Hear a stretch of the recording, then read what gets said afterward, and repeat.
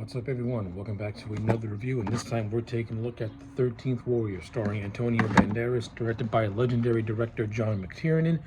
This movie is based off the 1976 book Eaters of the Dead by Michael Crichton. Okay, so the overall plotline of this movie is as followed. An exiled ambassador from his homeland, Ahmed, played by Antonio Banderas, comes across a fierce band of warriors who are being attacked by ferocious creatures for devouring all living things in their path. And when an old fortune teller warns the combatants that they are doomed to failure without a 13th warrior, Ahmed is given no choice but to join their battle and help conquer the mysterious enemy. So yeah, that is the overall plot line of the 13th Warrior. Let me briefly go over this movie and just give my quick thoughts. Okay, so you would think a movie called The 13th Warrior would be this grand epic on the same scale as, let's say, Conan the Barbarian. And when you look at the talent that's involved in this film, it's kind of hard not to see why. You have, this movie's based off a book by Michael Crichton, who is known for the Jurassic Park books, which were adapted into very successful movies. You have a director in John McTiernan, who is a fantastic action director, put his controversy to the side.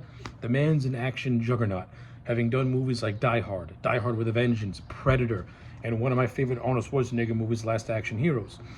So yeah, I mean, this movie has got talent in terms of who's behind the directing chair, in terms of where the inspiration for the source material came from, and it's also co-written by William Wisher Jr., who cut his teeth with James Cameron on the Terminator films. So yeah, from a production standpoint, this movie's got the talent. Now, does that reflect in the final product? No, not really. Do I think The 13th Warrior is a bad movie? No. Do I think this movie is a guilty pleasure? Yes. Are they? I mean, there are movies that are done the same as The 13th Warrior that are actually much better done. But for what this movie has to offer, it's fine. Let me get the positives out of the way first. The cast in this movie is decent. Antonio Banderas does an admirable job as the lead actor, as Ahmed, who is this Arab ambassador exiled from his home country, being forced to pretty much be a correspondent to more or less the Vikings. Antonio Banderas, he's fine in the role. I don't buy him as an Arab, mainly because his Spanish accent is so thick and so prevalent that it's almost as if he's not even trying to disguise it. But in terms of the acting department, he's fine. He's okay in the role. I got no complaints. I've always been a Banderas fan, and this movie came out during the height of his popularity, and it was fine. In terms of a lead, he did a decent job. The supporting cast that surrounds Banderas is fine. The only two characters that stand out are the characters of Bolvai and Hergar. These are two characters who develop their own separate relationship with the Ahmed character. More along the lines of Hergar more or less becomes a friend to Ahmed, and Ahmed, in a way, sort of becomes like, I guess you could say, like a teacher slash advisor to the character of Bolvai, showing him, teachings of the Arab world and things of that nature. Like these characters, Ahmed teaches them, and they teach Ahmed a little something in return. So yeah, those are really the only two standouts in terms of the supporting cast. The other supporting cast members, they're fine. I give McTiernan credit for casting some Norwegian actors to give more of that authenticity, since these characters are supposed to be Vikings and stuff like that. So that's fine for what it is. In terms of the movie's production values, one of the strongest suits of this film is the production values. Like, this is a good-looking movie. The costumes and wardrobes look really, really good. I like how everything looks in terms of the set pieces and the set designs. I like how you have that old century quality that this movie has. Like, it's the Viking era, the Norse age, and I thought McTiernan and his team captured that visual aesthetic fairly well. This movie has minimal use of CG, and what you do see, it's very sparse, and so that's a good thing. Mostly all practical, which is nice. I actually like the look of the villains. Like, I like the villains who are known as these, who are called Wendels. I think they're called Wendels. They're basically like these hulking, feral beings that dress in bear costumes, and then they hide in the mist, which gives them like a very eerie horror movie monster type of quality to them, which I thought was pretty cool. They come across as a legitimate threat that you want to see our heroes conquer, which they eventually do in the end. And when you look back at it, in a very anticlimactic climax Yeah, I'm gonna get that out of the way. The climax of this movie, it feels abrupt. It doesn't feel satisfying to me. So it's actually the scenes that pre that that the scene that precedes the actual climax felt more like a climax, and that's when these characters are trekking through this cave looking for their enemy. That scene, that entire sequence feels more like a climax and more like a satisfying conclusion than what we actually got. What we actually got feels more like an epilogue, just to wrap everything up in a quick way. I think the cave scene is the best scene in this entire movie in terms of its directing. I think the directing is actually really, really tight. I like how there's minimal use of music, and I like how McTiernan really takes the time to draw the scene out, and we see the characters formulate plans and in turn when they try to infiltrate this cave. So I thought that was all well done, and I enjoyed that for the most part. Other scenes of action I thought were fine too, like the first attack by the Wendells and this castle I thought was actually really good, and the scene and the second battle in which they pretty much fortify this little farmland, in which they fortify this farmland when they prepare for the second attack. I also thought was actually really thrilling and actually well done as well. So like this movie has some decent action sequences. They're not memorable, but they're not horrible either. And you also have some mini action sequences as well. Like you have the character of Hagar who challenges this other guy to a fight after there's like this whole running thing of the prince of this countryside poisoning his father's ear about how Bolvi wants to take over his kingdom, which is not true.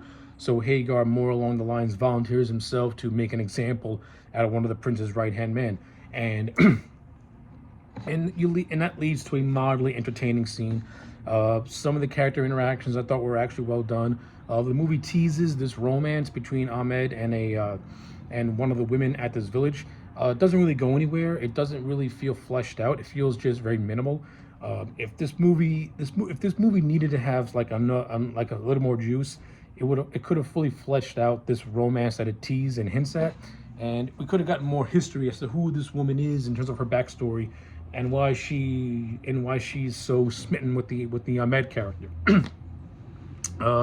Again, the movie sets it up.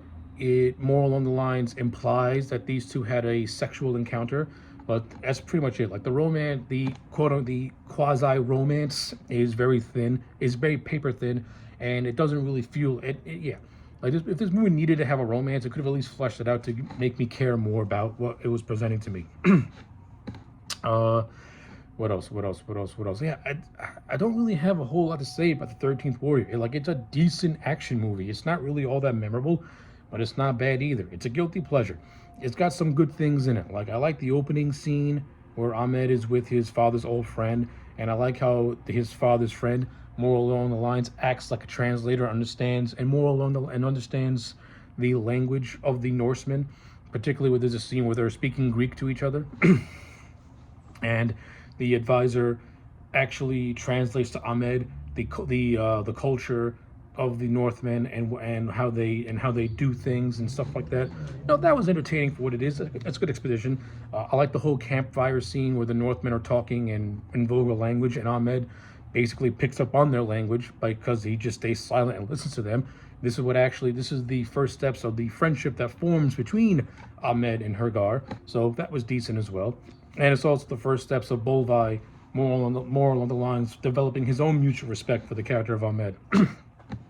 So it's little scenes like that I think are very good, that pretty much make these characters feel more real and more lively. That's just me personally. But we don't get a whole lot of those scenes. This movie's mostly just action, and characters just doing things to move the plot along. But again, you do get some interesting things. Like you have some really cool cinematography, some cool visuals. Like there's this one shot where a Wendell is fighting another character, and it's done in almost like in a shadowy silhouette. It looks really, really cool, and you have an orange hue in the background in the dead of night. It's a cool shot. It looks really cool. Again, that goes to John McTiernan, who is an accomplished action director. And you do get some of that, though. And like I said, you do get some of those moments in this movie that can remind you of a Predator in a way, especially when the windows are hiding in the mist. and you do get some cool visuals of like fire, of like, you know, orange hues coming out of clouds of smoke, which gives like a very unsettling and eerie, creepy feeling. So like, this movie does have some good visual ideas. It just doesn't have a tight story to make you, to really engage you. But where it fails in the story department, it makes up for it with some good action sequences and some decent acting that keeps it all together. So yeah, with all that being said, to me, The 13th Warrior gets a solid 6 out of 10. It's a guilty pleasure. I enjoyed it. It's not a bad movie. It's decent. So yeah, 6 out of 10 for The 13th Warrior. Let me know your thoughts in the comment sections down below. Like the video and subscribe, and I'll check you back next time for more.